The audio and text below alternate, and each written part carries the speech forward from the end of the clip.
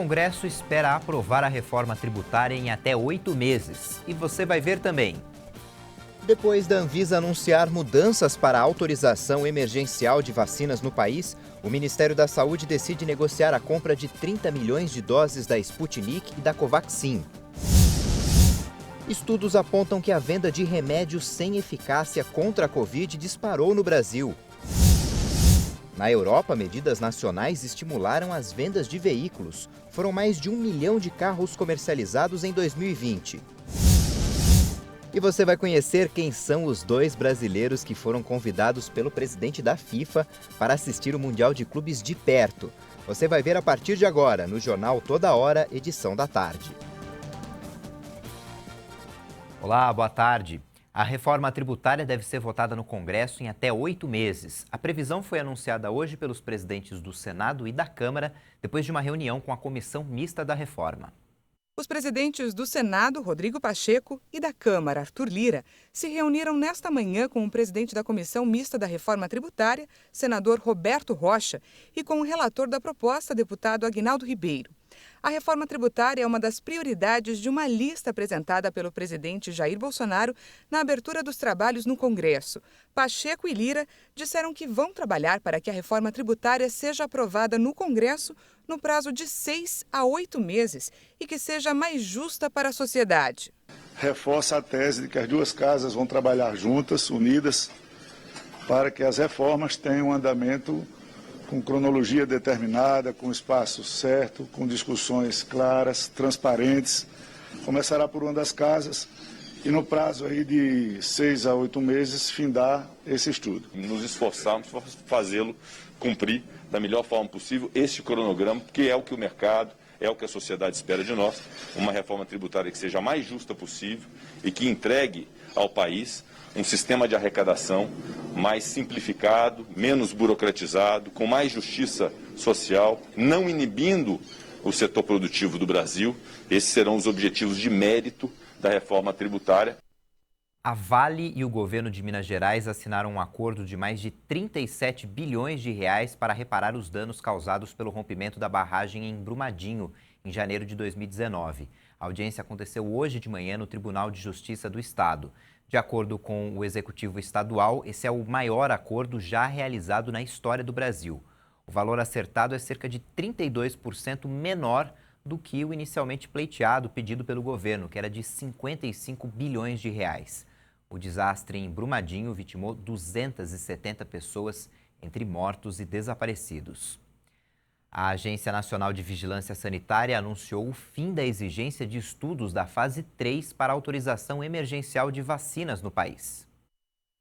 Testes de vacinas contra o novo coronavírus em voluntários brasileiros deixaram de ser item obrigatório para empresas que desejam pedir à Agência Nacional de Vigilância Sanitária a autorização para uso emergencial do imunizante. A Anvisa anunciou nesta quarta-feira o fim da exigência. A vacina com estudo de fase 3 aqui no Brasil ou estudo de fase 3 no exterior vai ter que seguir o mesmo critério de segurança, qualidade e eficácia. A única diferença vai ser a necessidade de apresentar dados que permitam que nós tenhamos confiança no estudo no exterior e que esse estudo mostre que a vacina serve para a população brasileira. São os estudos da fase 3 que mostram o percentual de eficácia da vacina, quantas doses devem ser aplicadas, além da avaliação de eventuais reações adversas. Certamente, essa decisão ela amplia as possibilidades de um pedido de autorização de uso emergencial no Brasil. Vai depender das estratégias das empresas identificarem as suas estratégias para a solicitação do uso emergencial no Brasil. O prazo de análise para vacinas sem estudo de fase 3 desenvolvido no Brasil será de até 30 dias. O Ministério da Saúde vai negociar a compra de 30 milhões de doses das vacinas Sputnik e Covaxin. A expectativa do governo é ter acesso a elas ainda em fevereiro. Após a Anvisa mudar as regras de autorização para uso de vacinas, o Ministério da Saúde informou que vai se reunir ainda nesta semana com representantes do Instituto Russo Gamaleya, fabricante da vacina Sputnik, e do laboratório indiano Bharat Biotech, fornecedor do imunizante Covaxin. A intenção é negociar a compra de mais 30 milhões de doses de imunizantes contra a Covid-19. A decisão da Anvisa também pode facilitar a importação de várias vacinas, como a da Moderna, que tem estudos de fase 3 com resultados publicados em revistas científicas, mas conduzidos fora do país. 4 desenvolvedores fizeram testes aqui no Brasil: a Pfizer, a Johnson, Oxford e a Sinovac. Até agora, apenas as vacinas de Oxford e da Sinovac foram aprovadas emergencialmente e estão sendo aplicadas na população. A Pfizer já ofereceu doses ao país, mas ainda não teve a aprovação de uso emergencial da Anvisa. Os 26 estados e o Distrito Federal já aplicaram mais de 12 milhões de doses, 12 mil doses a cada 1 milhão de habitantes. Com isso, 1,3% da população brasileira já foi imunizada contra o coronavírus. Segundo o Ministério da Saúde e as secretarias estaduais, até agora foram imunizados contra a Covid-19 2.881.919 brasileiros. O Brasil completou 2 semanas com a média móvel de mortes por Covid acima de 1.000 por dia. O Ministério da Saúde informou que o Brasil registrou mais 1.254 mortes pela Covid-19 em 24 horas. O total de vítimas contabilizadas já chegou a 227.563. O número de diagnósticos se mantém acima de 50 mil em um só dia. Foram confirmados 56.002 casos de coronavírus. No total, já são mais de 9.339.000 brasileiros contaminados. A média móvel de mortes nos últimos 7 dias chegou a 1.057 óbitos por dia. Os registros estão acima de 1.000 desde o dia 21 de janeiro.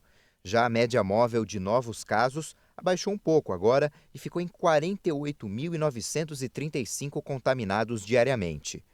E agora, analisando a evolução da doença por estados, podemos verificar que as altas continuam em 11 unidades da federação: Acre, Amazonas, Bahia, Ceará, Distrito Federal, Goiás, Maranhão, Pará, Paraná, Rondônia e Roraima.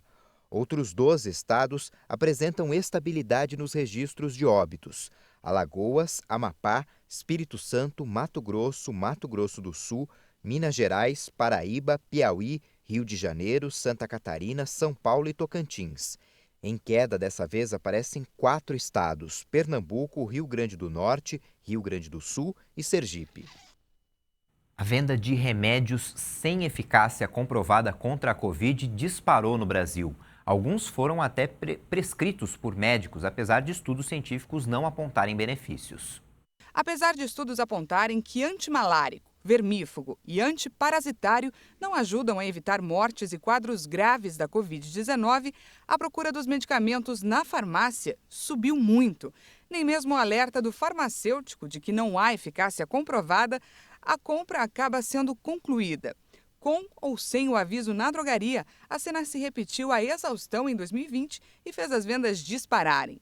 O aumento chegou a mais de 500% de 2019 para 2020, no caso de um antiparasitário.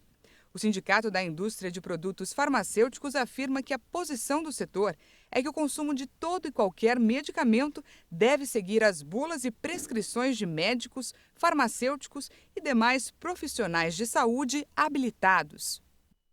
A Universidade de Oxford anunciou hoje o lançamento de um estudo para avaliar se a combinação de 2 doses de vacinas diferentes contra a Covid-19 é eficaz.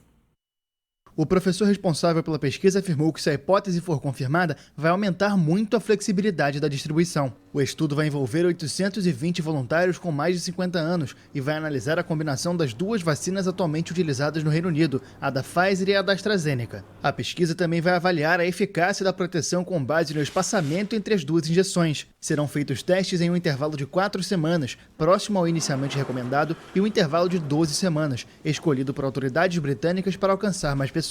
País mais atingido da Europa pela pandemia, com mais de 109 mil mortes, o Reino Unido concentrou todos os esforços na vacinação para combater uma nova onda de infecções, atribuída a uma nova variante mais transmissível do vírus. Mais de 10 milhões de pessoas já foram vacinadas no Reino Unido e o governo pretende chegar a 15 milhões em meados de fevereiro, incluindo todos os maiores de 70 anos, profissionais de saúde e doentes mais frágeis. Depois do intervalo, você vai ver que a venda de carros elétricos na Europa dobrou e a dos automóveis híbridos triplicou em 2020. A gente volta já.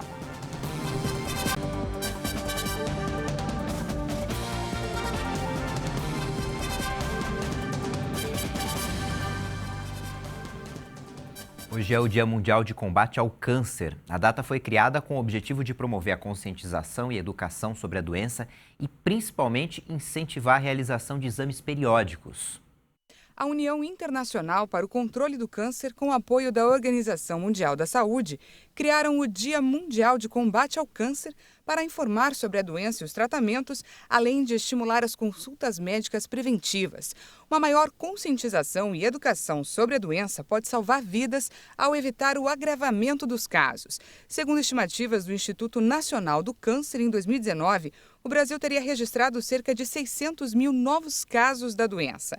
Já para o triênio 2020-2022, o INCA aponta que os tipos mais incidentes de cânceres no país vão ser os de pele não melanoma, mama, próstata, cólon e reto, pulmão e estômago. Diante desse cenário, a prevenção é o melhor remédio. As ações são no sentido de reduzir os riscos do aparecimento da doença a partir de um estilo de vida saudável, com alimentação natural e a prática de atividade regular. Segundo estudos, os exercícios reduzem o risco de desenvolvimento de 7 tipos de tumores por fortalecer as defesas do corpo. Mas as atividades ao ar livre também exigem o uso de filtro solar e chapéus nos horários de maior radiação. Com a pandemia, muitas pessoas optaram por abrir o próprio negócio. E, de acordo com o Ministério da Economia, o número de aberturas de empresas e microempresas em 2020 bateu recorde, com mais de 3.359.000 novos empreendimentos. Isso representa um crescimento de 6% se comparado com o ano de 2019. Entre as principais atividades econômicas exploradas dessas empresas criadas estão serviços de beleza, vendas e obras de alvenaria. Algumas medidas de países europeus estimularam as vendas de veículos no continente. O comércio dos elétricos dobrou e dos automóveis híbridos triplicou em 2020, com mais de 1 milhão de carros vendidos. Mais de 538 mil carros elétricos foram vendidos no ano passado, sobretudo na Alemanha, França e Holanda, assim como mais de 507 mil modelos híbridos plug-in. A Associação de Montadoras Europeias de Automóveis já fala em aceleração no quarto trimestre. Apesar da crise de saúde ter reduzido as vendas em 25%, os veículos híbridos e os elétricos superaram pela primeira vez os modelos a diesel na Europa no quarto trimestre. Alemanha, Itália e França registraram uma explosão na comercialização de carros elétricos. As vendas na Europa decolaram graças aos esforços, tanto na oferta como na demanda. Os governos concederam bilhões de euros em subsídios para a compra de veículos mais ecológicos.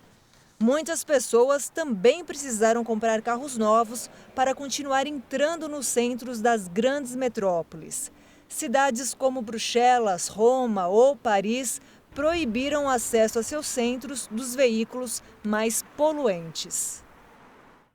O presidente do comitê organizador dos Jogos Olímpicos de Tóquio, Yoshiro Mori, pediu desculpas pelos comentários sexistas durante uma reunião com a presença da imprensa, mas descartou a possibilidade de renunciar ao cargo. Reuniões com mulheres são muito longas, porque mulheres têm dificuldade para terminar os discursos.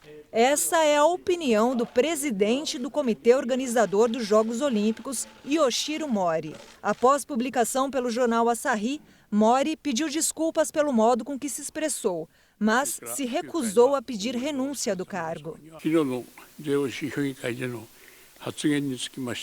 Reconheço que vai contra o espírito olímpico, paralímpico e que foi inapropriado. Me arrependo profundamente das palavras e gostaria de retirá-las. Gostaria também de me desculpar com aqueles que ofendi.